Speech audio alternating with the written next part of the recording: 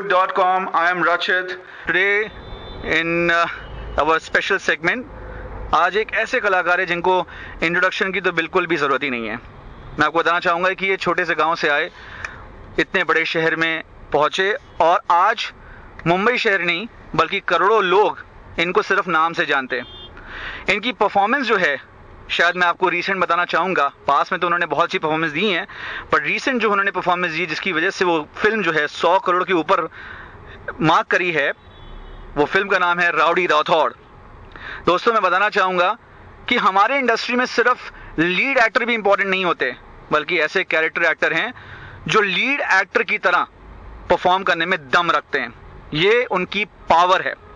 दोस्तों, मैं ज़्यादा समय नहीं लूँगा और आपको सामने ऐसे शख्स से मिलाना चाहूँगा, उनकी नॉलेज को शेयर करना चाहूँगा कि कैसे वो नाम आज इतना बड़ा नाम हो गया है, सिर्फ हमारे हिंदुस्तान में नहीं बल्कि विश्व में। Please welcome my favourite mister Yashpal Sharma. नमस्कार यशपाल जी, पहली बात तो आप इतने छोटे से शहर से आए और आप मुंबई सिटी में एंटर करे। पहली बात तो हम जानना चाहेंगे कि ये छोटा शहर से मुंबई शहर में पहला दिन कैसा था? कि घबराहट हुई थी कहीं? नहीं, घबराहट बिल्कुल नहीं थी। मैं बाकायदा रिस्क लेता रहा हूँ बचपन से ही, बहुत जगहों पर, बहुत काम में, और मैं बिल्कुल अपना बोरिया बिस्तर समेट के और कुछ रुपए लेकर के और स्वराज एक्सप्रेस में जब मैं चढ़ा था, पश्चिम एक्सप्रेस में सॉरी, तो जब मैं चढ़ा था तो भैया छोड़ने आए थे स्टेशन पे और मैं बाकायदा यही सोच के चढ़ा था कि या तो कुछ करके आऊंगा, मतलब ऐसा नहीं था कि मैं चलो देख लेता हूं जा करके, अगर बात बनी तो ठीक है, नहीं बनी तो नहीं। मेरा था आर या पार, या तो मैं जाऊंगा या नहीं जाऊंगा, और जा रहा हूं तो मैं फुल कॉन्फिडेंट बिल्कुल था। मुझे कभी ये मेरी बहुत टाइम से, जब से मैंने एनएसडी में ट्रेनिंग ली है इंडियन थिएटर में, कुछ गुरु ऐसे मिले हैं, जैसे आज गुरु पूर्णिमा है तो मैं उनका नाम भी लेना चाहूंगा, राजीव मनचंदा और सत्यदेव दुबे जैसे लोग, और जिन्होंने मुझे ये सिखाया है कि एक कॉन्फिडेंस नाम की एक चीज होती है जिससे आप खाली पेट और जेब में जीरो मनी हो तो भी आप राजा बन सकते हैं, राजा की तरह बिहेव कर सकते हैं। तो मैंने उसी तरीके से राजा की तरह ही मैं एंट्री किया था और मैंने कभी भी उन चीजों से डर नहीं लगा कि मैं किसके किन स्टारों के सामने करूंगा तो क्या होगा। हाँ, थोड़ी सी जिज्ञासाएं थी, वो जरूर रही। बस दिलों के तो आप राजा तो हैं ही, आपने करोड़ों लोगों पे रूल करा है। जानना चाहते हैं फैंस आपके कि जैसे आपने बोला कि सिर्फ टाइम पास के लिए आप यहाँ नहीं आए, तो जो फोकस आपका जो एजेंडा था उसमें आपके फादर और मदर का, खास तौर से माता पिता का जो एक आशीर्वाद रहता है या सपोर्ट रहता है, क्या वो था जब आपने बोला कि मैं डैडी आज मैं हीरो बनने के लिए अब जाऊंगा? जैसे भी क्या वो उनको कहीं घबराहट नहीं होगी कि यहाँ पे हर कोई हीरो नहीं बन पाता है?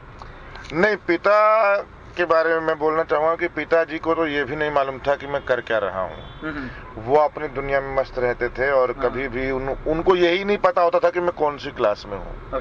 तो मतलब he was not caring father for children, but माता जी को एक एक कदम पे मालूम था, सब कुछ पता था। हाँ, लेकिन एक माता जी हमारे लिए हमारी इंस्पिरेशन रही हैं और जिन्होंने दिन रात एक करके, मतलब कपड़े सील करके लोगों के और स्वेटरें बुन करके जो पाला है हमको, 6 भाई बहनों को पढ़ाया लिखाया है, तो उनका हम कभी एहसान नहीं भूल सकते। और जब वो थी तब तक मैं रामलीला और धार्मिक नाटक ही करता था, और फिर वो चली गई, जल्दी चली गई, 1985 में ही चली गई जब मैं 11वीं क्लास में था।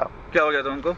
उनको कैंसर था, ब्रेस्ट कैंसर था, and she died of that. एक ऐसी चीज जो आपकी माँ में जो बहुत अच्छी चीज लगती है आपको, जो लगता है कि ये डिफरेंशिएट करती हैं और माँओं से, ऐसी कौन सी चीज है कि जो आपके लिए वो वर्ल्ड्स बेस्ट माँ है? मेरे ख्याल से उसकी गिनती बहुत लंबी है, लेकिन बहुत सारी चीजें हैं जिसमें मैं सबसे बड़ी एक चीज है कि मेहनत, हार्ड वर्किंग, सुबह से 5 बजे से लेकर के रात को 12 बजे तक जो मेहनत करती थी वो, और पूरा घर का बाहर ये पशु, बकरियां, गायें, सबको ख्याल, क्यारियों क्या उग रहा है, सारी चीजों पे ध्यान, और वो जो डे नाइट एक हार्ड वर्क था, वो एक सबसे बड़ी चीज है। और कभी भी उनको मैंने ये नहीं देखा बीमार के मतलब अभी घबरा गई हूँ काम से या मतलब आलस कर रही हूँ। दूसरा एक उनका स्वभाव में जो एक सिंप्लिसिटी थी और भगवान के जो भजन करते थे और ये जगराते वगैरह करते थे वहाँ बहुत पूरे हमारी पंडितानी जी बोलते थे मेरी माँ को, तो सब उनको इनवाइट करते थे और उनका बहुत बड़ा नाम था, वो बहुत धार्मिक लेडी थी। और बस थोड़ी सी इनसिक्योरिटी यही थी और जो साबित हुई उसी में ही उनकी डेथ हो गई, गरीबी में ही।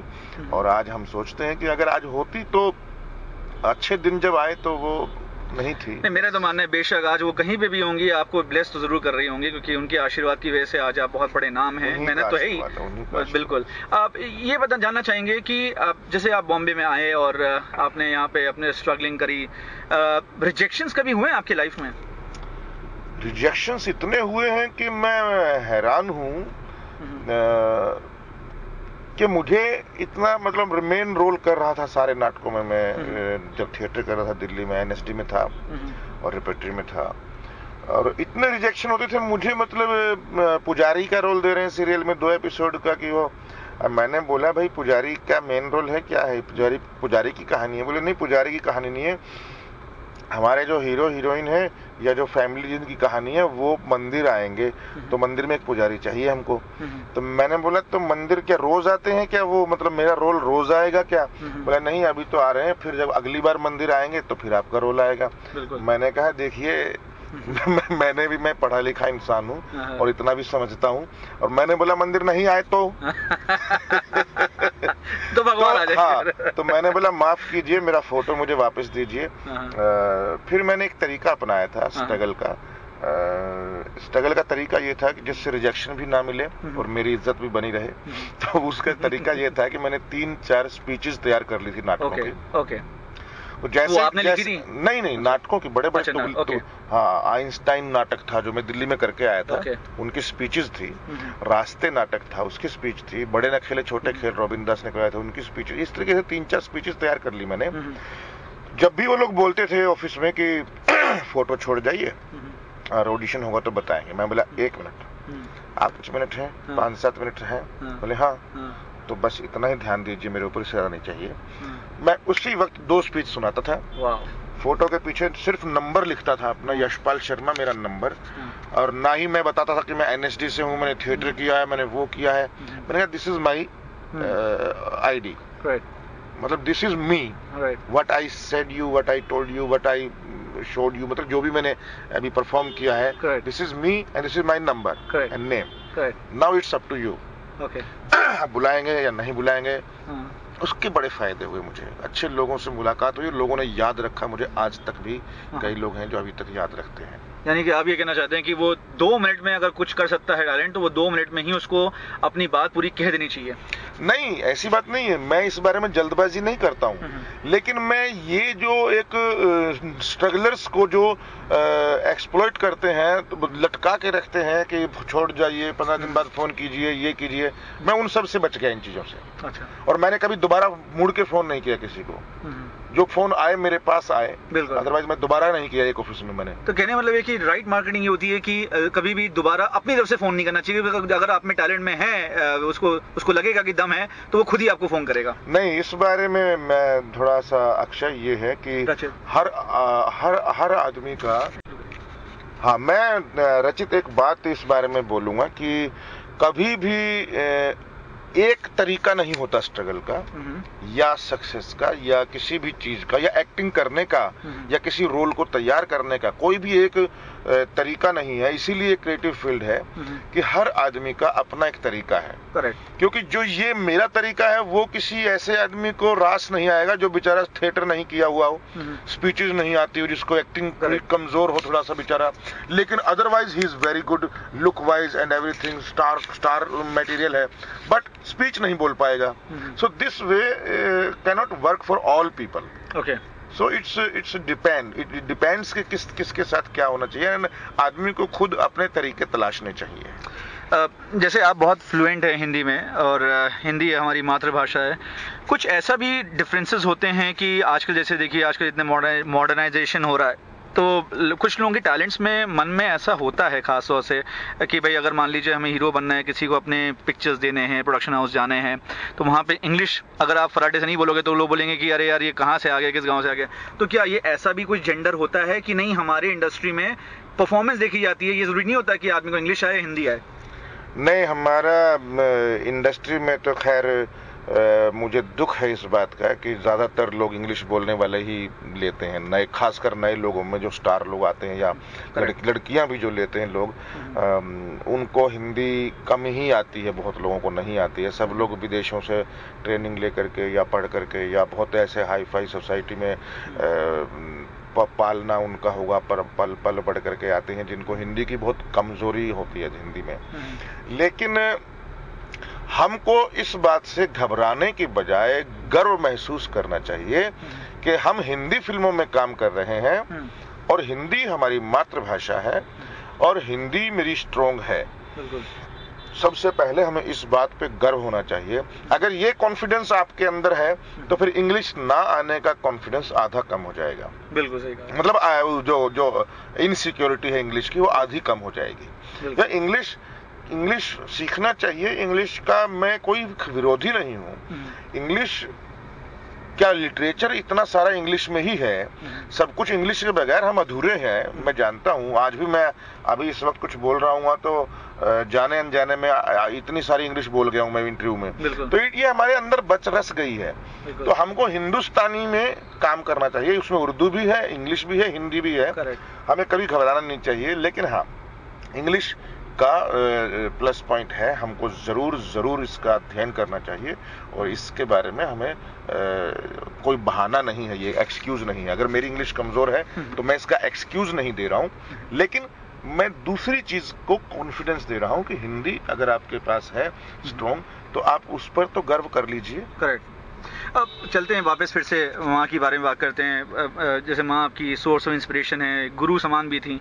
अब ऐसा कौन सा मंत्र जो है याद है आपको कि जो आपकी माँ ने हमेशा जो दिया और वो मंत्र से आपको ताकत ही मिली, जहाँ पे जब आपको डिसअपॉइंटमेंट हुआ और वो डिसअपॉइंटमेंट जब आपको महसूस हुआ, जब उस दौर से जब आप डिसअपॉइंटमेंट से निकल रहे होंगे, तो वो मंत्र कौन सा था जो हर माँ देती, लेकिन आपके माँ ने क्या मंत्र दिया? एक ही मंत्र है जो उन्होंने दिया है और वो आज तक काम कर रहा है। और ये इतने स्कूल एक्टिंग के हैं, उनका भी बेस यही मंत्र है। और इतना जितना कहीं भी आप शिक्षा ले लीजिए, कहीं भी आप, चाहे वो श्री 1008 या कितने बाबा लोग हैं, रामदेव हैं, जितने भी हमारे साधु लोग हैं, इनके पास भी चले जाइए तो वही मंत्र है। वो मंत्र है सच्चाई का। वो हम अगर झूठ बोलेंगे स्क्रीन पे, अगर हम दिल से नहीं कर रहे हैं, झूठ बोल रहे हैं, तो वो समझ में आ जाएगा, ज्यादा दिन नहीं चलेगा। तो एक सच्चाई और दूसरी प्रैक्टिस। तो दो ही ये मंत्र हैं।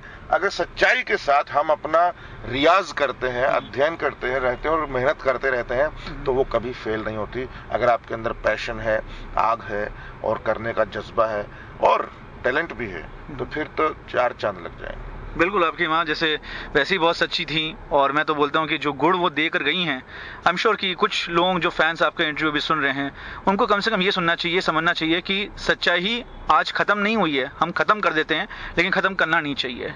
बैराग, ये आगे बढ़ते हैं। यशपाल जी, ये मुझे बताइए कि आपने इतनी सारी फिल्में करी हैं और इतने बड़े बड़े कलाकारों से आपने परफॉर्म करा है, कभी ऐसा कोई नर्वसनेस सिचुएशन आती है, जैसे मान लो कोई टैलेंट को कल को एक बड़ा ब्रेक मिल जाता है, या कोई जैसे मान लीजिए उसको एक मौका मिलता है कि चलिए हम शाहरुख खान से परफॉर्म करते हैं, या हमें फिल्म मिली सलमान खान के साथ में, तो उस समय वो नर्वसनेस फैक्टर कभी आया कि जैसे अभी आप मान के चलिए रिसेंट फैक्टर था अक्षय कुमार के साथ रॉडी राठौड़, तो इतनी बड़ी स्टार कास्ट थी, इतने बड़े डायरेक्टर थे प्रभु देवा जैसे लोग, तो उसमें कहीं ऐसा नर्वसनेस आया आपके मन में? नहीं, नर्वसनेस मेरे अंदर कभी नहीं आई। लेकिन कुछ फैक्टर्स हैं जहां पर मैं नर्वस हो जाता हूं। जैसे मुझे अभी दबंग 2 मिली थी, उसमें एक रोल मिला था मुझे, लेकिन उसने कहा अरबाज खान ने कि मुझे बॉडी बनानी पड़ेगी खूब और सलमान के साथ फाइट है आपकी, और वो दोनों की टक्कर दिखाना चाहता हूं, जैसे सोनू सूद और सलमान की थी दबंग 1 में। करेक्ट। तो मैंने उनको साफ बोला था कि मैं 7 जन्म भी लूंगा तो ऐसी बॉडी नहीं बना पाऊंगा, और इस मामले में मैं थोड़ा सा आलसी हूँ। मैं नहीं कर पाऊंगा, और मुझे लगता भी नहीं मेरी की वैसी बॉडी बन पाएगी, चाहे मैं कितना भी मेहनत कर लूं। मुझे मालूम है ये बात, क्योंकि मैं बॉडी ही सब कुछ है को नहीं मानता हूं। लेकिन ये मैं थोड़ा आलसी हूँ जिम जाने में या एक्सरसाइज करने में। उस तरीके की जो हार्ड बॉडी बिल्डिंग वाली एक्सरसाइज है, आपके मसल्स होने चाहिए, ये वो 6 पैक्स, वो मैं I am not that kind of person. मैं क्योंकि मैं अंतर्मन को ज्यादा मानता हूं, लेकिन फिर मैं दर्शकों को यही बोलूंगा, श्रोताओं को, कि ये एक्सक्यूज नहीं है। आदमी को स्वस्थ रहना चाहिए और अपनी बॉडी को हमेशा ढंग से बना के रखना चाहिए, चलना, क्योंकि यही हमारा इंस्ट्रूमेंट है। लेकिन अगर आपने बॉडी कितनी अच्छी बना ली, अगर आपका दिलो दिमाग, अगर दिल इमोशन अगर आपके स्ट्रांग नहीं है और आपके उसमें सच्चाई नहीं है और आप वो झूठे इमोशन है, तो फिर बॉडी किस काम की है? बिल्कुल सही कहा, क्योंकि ऐसे भी बहुत सारे मंजे हुए कलाकार हैं, बहुत ही अच्छे आपके बराबर के हैं। परेश रावल साहब हो गए, बोमन ईरानी साहब हो गए, उनकी भी कोई बॉडी तो है नहीं फिलहाल। यशपाल जी, बहुत देखा ही जाता है कि लोग ये सोचते हैं, धारणा बना के आते हैं कि भाई अगर हमें रोल मिल गया बड़े इंडस्ट्री में, बॉलीवुड जैसी जगह पे, तो अगर ज़्यादा से ज़्यादा हमें 40 दिन काम करेंगे या 30 दिन काम करेंगे, एक फिल्म कंप्लीट करने के लिए उतना टाइम लगता ही है। तो जब खाली समय मिलता है तो सोचते हैं कि यार मज़े करेंगे, पब जाएंगे, इतना पैसा मिलता ही है एक्टर्स लोगों को आज के में। तो क्या आप ये सब में बिलीव करते हैं, पार्टीज वार्टीज जाना, या कौन सा ऐसा क्रिएटिव चीज़ है जो आपको बहुत पसंद आता है, इस पर आप एक्टिंग के अलावा जो पसंद करते हैं आप? मैं बिल्कुल पार्टी मैन नहीं हूँ। मैं कभी भी वो शोर वाली पार्टियां होती है, डिक डांस वांस वाली, मैं बहुत ही अवॉइड करता हूँ। मैं कभी नहीं जाता हूँ। उसकी कोई खास वजह? मैं पता नहीं, वो शोर जो है ना, और वो जो रिदम है, वो जो म्यूजिक है, वो मैं उसका आदी नहीं हूँ। क्योंकि मैं सूफी गाने इतने सुनता हूँ या सुनता रहता हूँ, या पुराने गाने, या क्लासिकल म्यूजिक जो मेरे यहाँ पड़ा रहता है, और मैं उसका गाड़ी में भी रखता हूँ या जहाँ भी जाता हूँ, जितना हो सके कोशिश करता हूँ सुनो। हालांकि टाइम इतना नहीं मिल पाता है, पर कोशिश रहती है। और कौन सा क्रिएटिव काम ज्यादा पसंद करते हैं अपार्ट फ्रॉम एक्टिंग, खाली समय में? एक्टिंग के अलावा मतलब यही है, फिल्में देखना, बच्चों के साथ खेलना, घूमना, थोड़ा सा टाइम बिताना, यही। और पहले बहुत अय्याशियां नहीं, मतलब घुमक्कड़ टाइप थे, कभी किसी के यहाँ, कभी किसी के यहाँ, कभी किसी के घर, कभी किसी के घर। लेकिन अचानक लगा कि अब थोड़ा सिमट जाओ, अपने अंदर ही रहो, ताकि स्ट्रांग बनना है। तो अगर जिंदगी में बहुत ज्यादा भाग करके लोगों से मिलना ठीक नहीं है। Let people come to you. बिल्कुल आपने सही कहा। तो फिर मैंने वो कम कर दिया, अपने अंदर से ही आवाज आई, और बहुत सारी मेरी एनर्जी बच गई और एक जगह लग रही है आजकल, theatre and films. Very good. अब ये कोई बहुत से लोग सवाल करते हैं कि भाई एक्टर्स के पास में टाइम नहीं होता। क्या वाकई ऐसा है कि पर्सनल लाइफ खत्म हो जाती है एक्टर की? बिल्कुल नहीं, ये सारी कहने की बातें हैं। अगर मेरी माँ बीमार होगी या मेरा कोई भाई बीमार होगा तो मैं सारी दुनिया छोड़ करके हॉस्पिटल जाऊंगा ना, या मैं अगर किसी का कोई प्रॉब्लम आ गया, ये nobody is busy in this world, it's just a question of priority, that's all. ये बात है कि प्रायोरिटी हम देते हैं कि नहीं देते हैं, लेकिन इस बात का भी ध्यान रखना चाहिए लोगों को कि आपके लिए ये कितना टाइम दे पाएंगे। अगर इस तरीके से इतना टाइम देते रहे सबके लिए, तो फिर वो अपना काम कभी नहीं कर पाएंगे। तो इसीलिए हम लोगों के पास भी एक लिमिटेड टाइम होता है कि हम उसको दे पाएं, या चलते चलते बिना किसी टेंशन के किसी को टाइम दे दिया तो बात अलग है। अदरवाइज अभी भी मैं आपसे बात कर रहा हूं, लेकिन दिमाग में मेरे हजारों बातें चल रही हैं।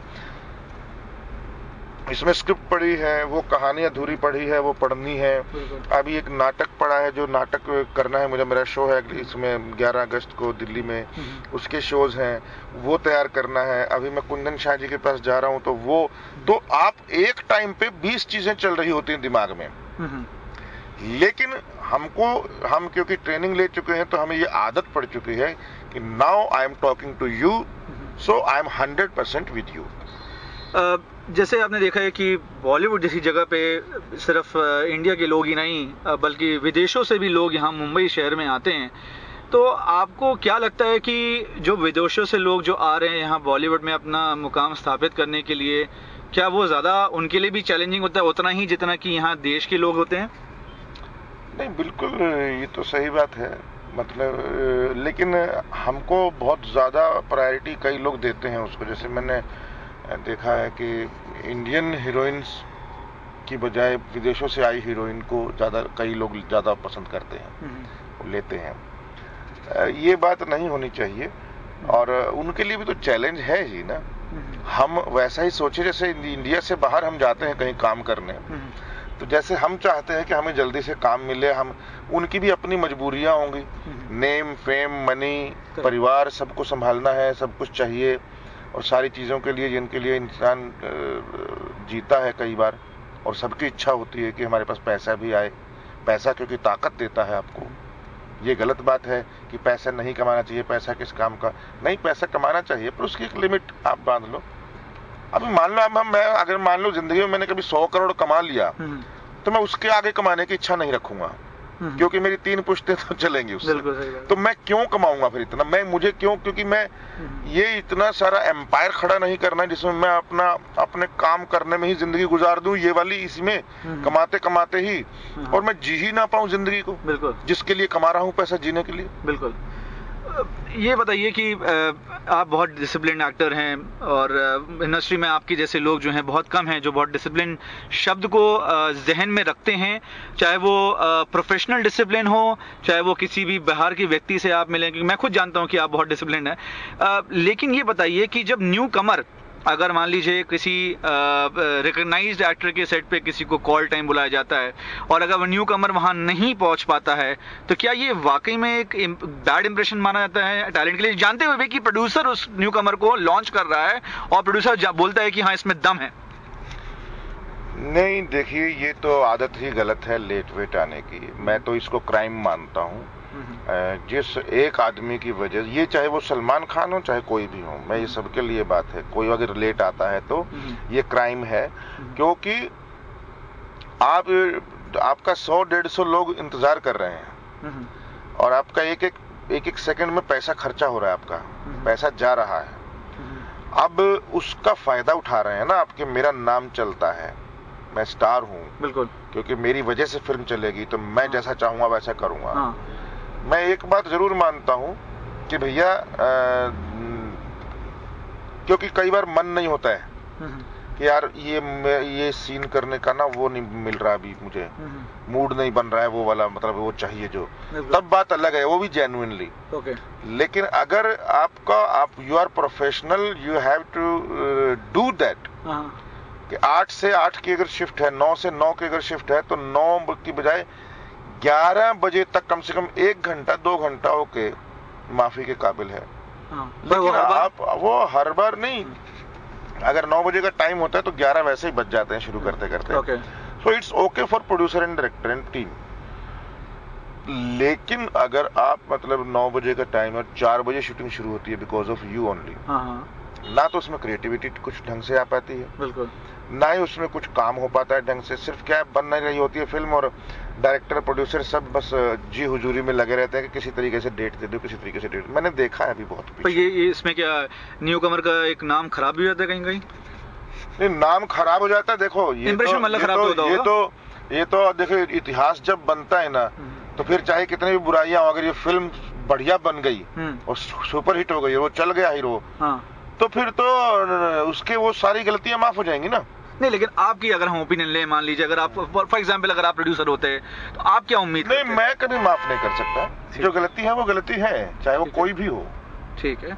आप ये बताइए कि जैसे मान लीजिए सेट्स पे नरेशन होता है, या एक्टर्स जब नरेट करते हैं या सीन्स करते हैं, तो एक न्यू कमर को खासतौर से अगर वो सेट पे मान लीजिए ऑडिशन में तो उसने अच्छा परफॉर्मेंस दिया, लेकिन सेट पे जाके उसने टेक बाय टेक देता आ रहा है, तो क्या उसको समझा जाए कि वो और परफेक्ट करना चाह रहा है, या थोड़ा सा वो नर्वस हो गया है और वो अब स्केर्ड हो गया है? इसका मतलब हमें उसको थोड़ा सा और वक्त देना चाहिए फिर से उसको नया रोल लेने के लिए।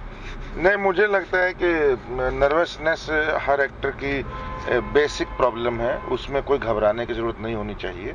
बट उसमें टाइम नहीं जाता क्या एक्टर का? जो फेमस एक्टर है वो तो वेट नहीं करेगा। टाइम जाता है, वो ही क्या होगा, ह्यूमिलिएशन होगा, शर्म महसूस होगी और उसको गिल्ट फील होगा ना, तो ये होना भी चाहिए एक्टर को। और अगर मान लीजिए वो एक्टर ने बोल दिया साफ साफ रोते हुए, जो भी है, किसी डायरेक्टर को कान में बोल दिया कि sir I am so sorry, आज का नहीं, हम लोग किसी और दिन रख लें क्या, क्योंकि मैं बहुत नर्वस हो गया, पहली बार मैं शाहरुख खान से एक्टिंग कर रहा हूँ सामने, उनके सामने बैठ के। नहीं, ऐसा तो कोई नहीं सुनेगा। इस इंडस्ट्री में एक ईंट उठाओ, 2 एक्टर मिलते हैं, तो वो बोलेंगे कि आप टाइम मत खराब कीजिए, किसी और को ले लेते हैं, सीधी सी बात है। क्योंकि कोई इतना यहाँ पर ये तो आप न्यू कमर की बात कर रहे हैं, यहाँ तो पुरानों को भी अभी, हाँ बिल्कुल, अगर आप थोड़ा सा घमंड करने लगेंगे या थोड़ा सा आप बिल्कुल, कई लोगों को देखो ना कितना आउट ऑफ द वो चले गए थे। नाना पाटेकर को ले लीजिए, नाना पाटेकर के बारे में एक बार फेमस हो गया था कि वो मूडी है, मार देता है, गालियां बकता है, ये करता है, लेकिन एक टाइम ऐसा आया था कि वो बिल्कुल बाहर हो गए थे इंडस्ट्री से अचानक। शायद वजह क्या थी? वजह यही होगी जो प्रोड्यूसर डायरेक्टरों के साथ लड़ाइयाँ या वो तार नहीं मिलना, या शायद को एक जो दोनों के विचार एक जैसे शायद नहीं होंगे, तो धीरे धीरे वो एकदम से आउट हो गए थे। लेकिन अब तक 56 से जो मैंने की थी, मुझे याद है, अब तक 56 से वो उनकी वापसी हुई और मैंने उनको जाना है कि ये तो बिल्कुल उलट है जो मैंने सुना है, ये तो कहीं भी वैसे इंसान नहीं है, या उन्होंने चेंज किया अपने आप को या क्या किया मुझे नहीं मालूम। तो मेरा कहने का तात्पर्य ये है कि काम को काम की तरह लेना चाहिए, ईमानदारी से मेहनत करनी चाहिए, क्योंकि जिसकी तरफ से आप, जिसकी वजह से आप आए हैं। मैं बॉम्बे में आज यहाँ हूँ, मैं अगर कभी कोई प्रॉब्लम आती है, कोई दुखी होता हूँ जब मैं, तो एक 3 सवाल पूछता हूँ अपने आप से कि मैं पैदा क्यों हुआ, अगर पैदा हुआ तो ऐसी क्या खुरक थी, ऐसा क्या कीड़ा था जो तू इस फील्ड में आया, आर्ट के फील्ड में, और आर्ट का फिल्म तो पूरी दुनिया में है, तू बॉम्बे क्यों आया। तो मेरे आधे सवालों के जवाब मिल जाते हैं कि मैं किस लिए बॉम्बे आया हूँ, क्यों पैदा हुआ हूँ, आर्ट के फील्ड में क्यों आया हूँ। तो ये जो 3 सवालों के जवाब ढूंढने में और उसके पाने में मुझे मेरी कई समस्याएं हल हो जाती हैं कि ये मैं क्या कर रहा हूँ, ये कौन सी फिल्म कर रहा हूँ, इसकी ये करने थोड़ी आया हूँ मैं। बिल्कुल, मैं जो फिल्में कर रहा हूँ मुझे मालूम होना चाहिए कि मैं पैसे के लिए कर रहा हूँ या सेटिस्फेक्शन के लिए कर रहा हूँ। बिल्कुल, मेरी 90% फिल्म मुझे मालूम है पैसे के लिए सेटिस्फेक्शन नहीं हो पाती है मुझे। ओके, इसीलिए मैं थिएटर करता हूँ। थिएटर नाटक चल रहे हैं मेरे, 7-8 नाटक चल रहे हैं। ओके, ये ऐसा भी होता है क्या कि जब कोई न्यू कमर मान लीजिए उसको फिल्म मिलती है, उसमें मालूम है स्टारकास्ट, उसमें अक्षय कुमार है या सलमान खान है फॉर एग्जांपल, और ये मालूम है कि उसका रोल जो है ज़्यादा बड़ा नहीं है, ये मालूम है कि भाई वो रोल में शायद ज़्यादा दम भी ना हो, ऐसा भी हो सकता है, तो क्या उस केस में क्या एक न्यू कमर को सिर्फ इसलिए हाँ कर देना चाहिए क्योंकि भाई उसका 5 मिनट का सीन है सलमान खान के साथ में? देखिए, अपना अपना मानना है, या स्टोरी समझ के एक बार फिर से उसको डायरेक्टर को बोल देना चाहिए कि नहीं मैं थोड़ा सा और अच्छा कोई नरेशन के लिए और वेट कर सकता हूँ, लेकिन अभी मैं मूवी नहीं करूंगा क्योंकि मुंबई महंगा हो गया है, जैसे आपने अभी कहा। नहीं, मैंने तो कभी आज तक स्टार के बेस पे काम नहीं किया है कि अमिताभ बच्चन के साथ आपकी फिल्म कर लो, बंटी बबली मिली, ये मिली, मैं नहीं करना चाहता, क्योंकि मैं जानता हूं कि अमित जी के साथ अगर मेरी किस्मत में लिखा हुआ तो मैं जरूर कर लूंगा। तो मैंने की, आरक्षण भी हो गई।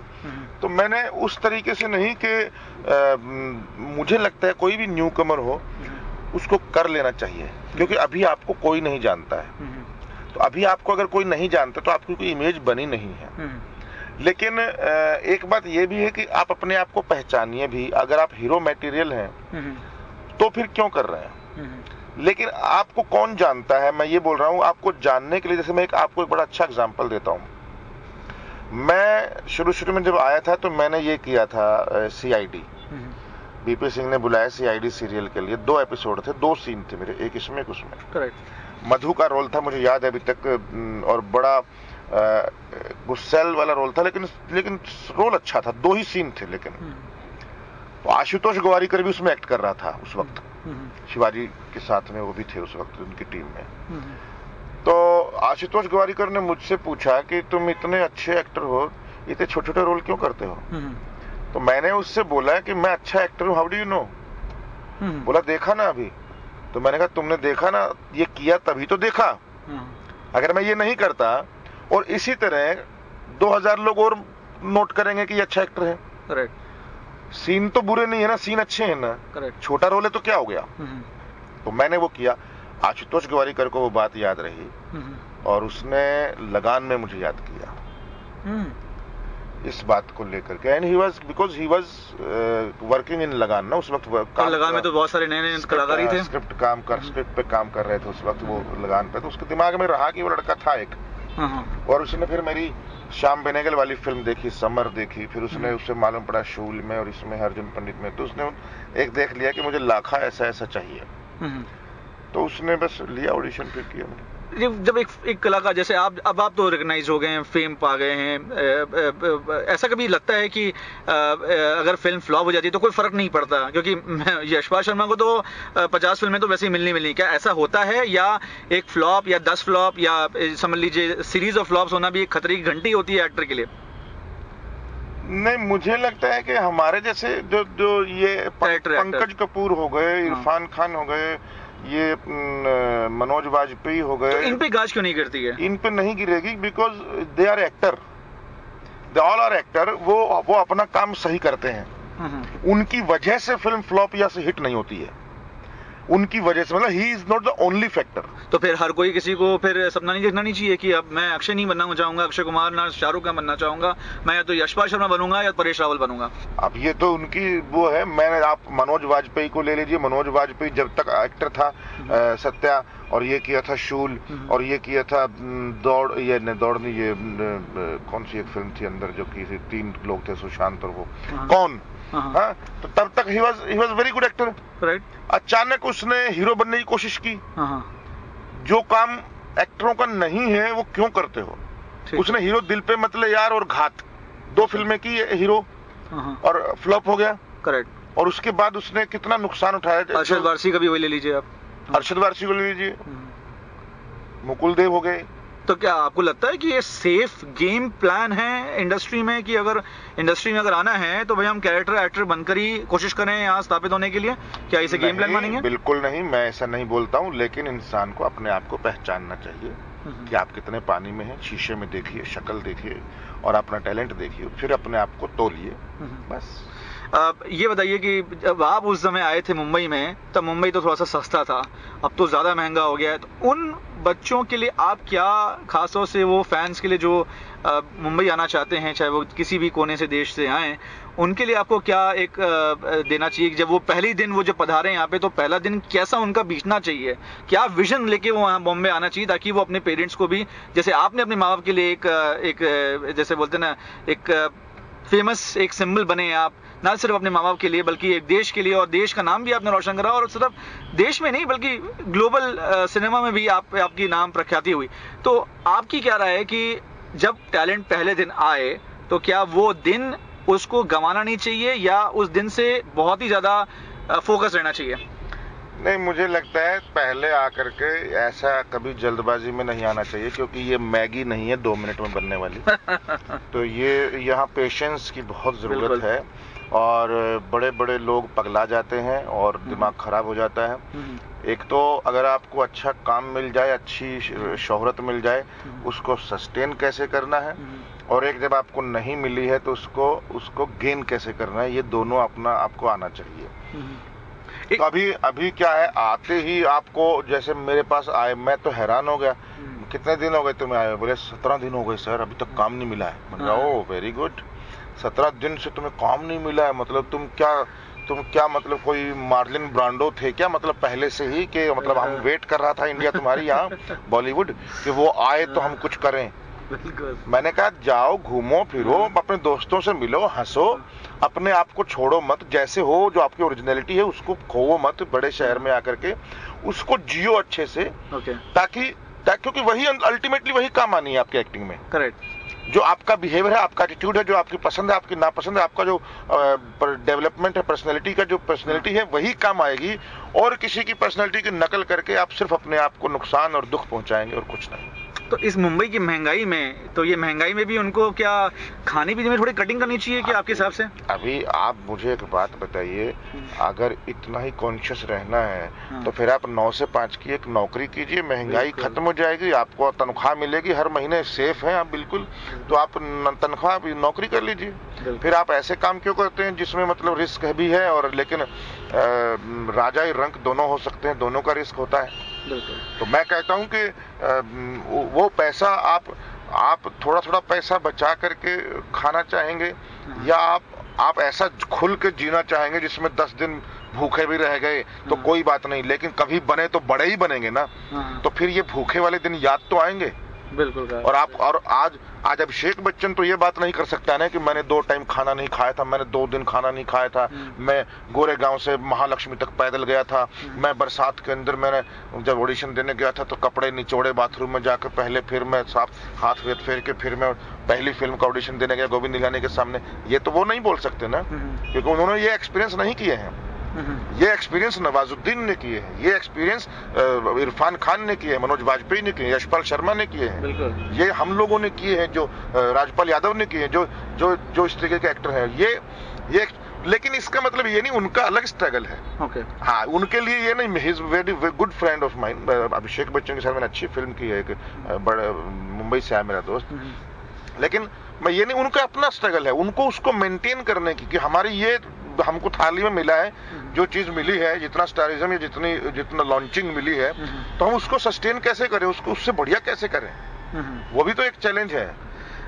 बिल्कुल सही, आपने बिल्कुल सही थॉट उन्हें बताया, क्योंकि जाहिर सी बात है, इट्स वेरी इंपॉर्टेंट कि आप जो भी करें मन से करें और दिल से करें। अब यशपाल जी, ये आखिरी के 2 क्वेश्चन हम करना चाहेंगे, ज़्यादा आपका समय नहीं लेंगे। ये बताइए कि माँ बाप खासतौर से जिनके घर में बेटियां होती हैं, वो थोड़ा सा अक्सर जो है डर जाते हैं कि इस इंडस्ट्री में बहुत से अच्छे लोग नहीं मिलते हैं। आप जैसे लोग बहुत कम हैं जो बहुत सुलझे हुए हैं, लेकिन कुछ ऐसे लोग हैं कि जो भटकाते हैं। तो इस चक्कर में, जानते हुए भी कि उनकी बेटियों में टैलेंट है, ये जानते हुए भी कि वो बेहद प्यार करते हैं अपनी बेटियों को और बेटियां भी बहुत प्यार करती हैं माँ बाप को, तो ऐसा केस में जहां मम्मी और डैडी के खास तौर से ये जवाब आ जाता है बेटियों के लिए कि बेटा तू कुछ भी बन जा लेकिन हीरोइन मत बनना, तो उस केस में आपका क्या सलाह है उनके डैडी के लिए या उनकी बेटी के लिए, जो इस चक्कर में इस वजह से बेड़ियों में बंद जाते हैं? ये बिल्कुल छोटे शहरों की और खासकर हमारे इंडिया में ये चीज बड़ी रिजर्व हमारी फैमिली होती है। बहुत रिजर्वनेस होती है, क्योंकि हम उस पल्लू से या उस घूंघट से बाहर ही नहीं निकलते हैं और नहीं निकल पाते हैं, और ये बड़ी त्रासदी है। हमारे इतना मॉडर्न होने के बावजूद, पढ़े लिखे होने के बावजूद भी जो आज रेप की घटनाएं हो रही हैं या जिस तरीके से, इसमें बाप का डरना बिल्कुल स्वाभाविक है, माँ का डरना स्वाभाविक है, क्योंकि बहुत सारे लोग हैं जो इस तरीके से एक्सप्लॉयटेशन करते हैं या इस तरीके से उनका फायदा उठाते हैं कि, लेकिन मेरा सबसे बड़ी बात ये है मेरे पास, जो बड़ा स्ट्रॉन्ग लड़कियों को एक बात समझनी चाहिए कि अगर आप चाहें तो कोई आपका फायदा नहीं उठा सकता। बिल्कुल सही। बस आप लालच त्याग दीजिए और शॉर्टकट त्याग दीजिए, खत्म बात। आप बताइए ना किसी को, मेरे अंदर ये टैलेंट है, अब जाइए, मैं जानता हूं सबके अंदर ये हिम्मत नहीं होती है, क्योंकि हमारा पालना, हमारी जो रख रखाव बचपन से जिस माहौल में, लेकिन अगर ऐसा भी हादसा हो गया कि जहां पे मालूम पड़ा उस लड़की को कि शाहरुख के साथ उसकी फिल्म मिल रही है, वो भी सेकंड लीड पर, कि दीपिका की वो सिस्टर बन रही है, मान लीजिए, एज्यूम करिए, तो उस केस में क्या लगता है कि अगर वो डायरेक्टर अगर कोई ऐसा बोलता भी है कि नहीं तुम कॉम्प्रोमाइज करो, तो उस समय उसको दुख नहीं पहुंचेगा कि वो अगर आप उस दुख से दुख को बड़ा मानते हैं या आप उसकी इज्जत को बड़ा मानते हैं? अगर तो देखो, कई लड़कियां तो होती हैं कि वो हाँ ही कर देंगे, हाँ मैं करूंगी जो भी करना पड़े, बिल्कुल, जो कि गलत है। लेकिन मैं ये बोलता हूं कि अगर डायरेक्टर प्रोड्यूसर्स की नजर में लड़की अगर ऐसे मना करती है तो उनकी नजर में इज्जत बढ़ जाती है लड़की के लिए, और उसको जिंदगी भर याद रखता है वो, मैं बता दूं। और वो फिर आज नहीं तो कल नहीं तो परसों उसकी बात भी करेगा कहीं ना कहीं, उसके बारे में सोचेगा भी कि इसको काम देना चाहिए। और जो लड़कियां फटाफट एक्सप्लॉइट हो जाती हैं, वो उसके बाद कहीं आगे बहुत ज्यादा नहीं बढ़ पाती हैं।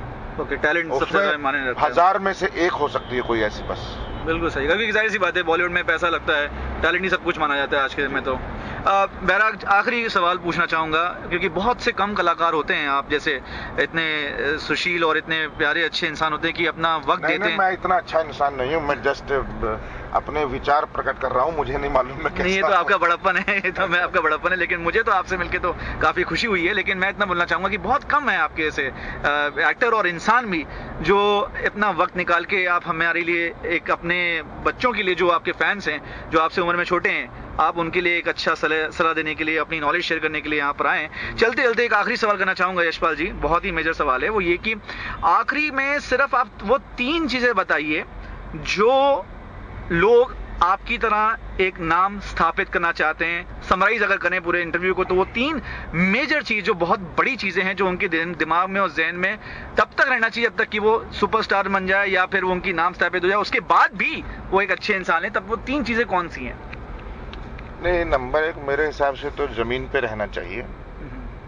सपने देखो, उड़ो, खूब कुछ सब कुछ करो, लेकिन जमीन मत छोड़ो। क्योंकि अगर आपने जमीन छोड़ दी और आप भूल गए और कुछ और बनने की कोशिश की, तो आप नहीं रहेंगे। आपकी भलाई इसी में है कि आप ही बने रहें। और मैं ये गारंटी देता हूं, आपका कद छोटा है, आप पतले हैं, आपके दांत खराब हैं, आपके बाल नहीं है, आपका पेट मोटा है, आपका ये सब सेकेंडरी होता है। फर्स्ट जो सबसे स्ट्रॉन्ग चीज है आपकी आग है अंदर की, और आप जैसा दूसरा कोई नहीं है, ये मान लीजिए। तो आप यूनिक हुए ही हुए। आप यूनिक हुए क्योंकि अमिताभ बच्चन भी आपके जैसा नहीं है, शाहरुख खान भी आपके जैसा नहीं है, या आप शाहरुख खान जैसे नहीं है, तो हम शाहरुख खान क्यों बने? हम दुनिया में ये मकाम हासिल करें, इतना काम करें कि लोग हमारे जैसे बने, कोशिश करें। तो हम ऐसा क्यों करें कि हम कुछ और बने? तो नंबर 1 मैंने बोला कि जमीन पे रहना चाहिए। बिल्कुल। नंबर 2 अपने आप को पहचानना चाहिए और वही बनना चाहिए। बिल्कुल सही। मैं शाहरुख खान नहीं बनना चाहूंगा, मैं यशपाल शर्मा ही बनना चाहूंगा और बनूंगा। वही बन के मुझे खुशी मिलेगी और वही मैं बेस्ट कर सकता हूँ। तो इसीलिए मैं अगर खुद में ही बेस्ट हूँ, अनुपम खेर की बुक है आप खुद ही बेस्ट हैं, बहुत अच्छी किताब है। उसमें यही मेन चीज मुझे लगी कि जो मेरी जो खासियत है, मैं जिस चीज में बेस्ट हूँ, तो मैं तभी बेस्ट हो सकता हूँ जब मैं अपने आप को पहचानूं। बिल्कुल। और आखिरी चीज, तीसरी पॉइंट, आखिरी चीज तो फिर प्रैक्टिस, मतलब मेहनत उसको आप कभी नहीं, चाहे कितना ही बड़े हासिल कर ले, कुछ भी स्टार हो जाए, वो मेहनत नहीं छोड़ना चाहिए। एक बच्चों की तरह, जैसे हम कोई भी नाटक करते हुए डायलॉग पढ़ते हैं, उसकी तैयारी करते हैं, उसके बारे में सोचते हैं, ये सब मरते दम तक छोड़ना नहीं चाहिए। बिल्कुल सही कहा। Thank you so much Yashpal ji, आपने हमारे लिए इतना समय दिया, और जैसे मैंने कहा कि बहुत कम लोग हैं आप जैसे जो इतना वक्त निकाल के अपनी नॉलेज को शेयर करते हैं। Thank you very much for the coming on the show. Thank you very much. और बस मैं यही बोलना चाहूँगा सारे श्रोताओं को कि मैं भगवान नहीं हूँ, मैंने जो सोचता हूँ मैंने वही बोला, और आप भी मेरी किसी भी बात को नकार भी सकते हैं अगर आपको गलत लगे तो, लेकिन नकारने से पहले उस पर सोचना ज़रूर चाहिए। Thank you very much. बिल्कुल, बहुत सही चीज़ बोली। दोस्तों, अगर आप ये इंटरव्यू को सुन रहे हैं यशपाल जी के, तो एक बात ज़रूर ध्यान रखिए एक चीज़ को, कि ज़िंदगी में अगर आप में दम है तो कोई भी आपको रोक नहीं सकता, नंबर 1। और नंबर 2, सिर्फ इंटरव्यू सुनने से या इनकी फिल्मों देखने से, एंटरटेन होने से कुछ नहीं होगा। क्योंकि अगर ये हमारे लिए वक्त निकाल के आपके लिए एक अच्छा ये एक नॉलेज शेयर करने के लिए आए हैं, तो शायद आपको भी इनके लिए मिसाल बनना चाहिए, कि ताकि जब आप किसी मुकाम पे पहुंचे और जब आप यशपाल जी से फ्यूचर में मिलें, तो आप कह सकें कि यशपाल जी, मैंने आपका वो उस दिन इंटरव्यू सुना था और आज मैं आपके आशीर्वाद की वजह से यहाँ तक पहुंचा हूं। तो तब उनको ये जाके बहुत खुशी होगी, क्योंकि यही उनका एक पैशन रहा है, यही उनका प्यार रहा है। आई होप दोस्तों कि ये सिर्फ इंटरव्यू सुन के आप भुला नहीं देंगे, इस प्यार को आप वजूद देंगे और एक दिन आप इनसे जरूर मिलेंगे। Thank you so much, and मैं फिर हाजिर हूंगा एक नए सेगमेंट के साथ में। Thank you.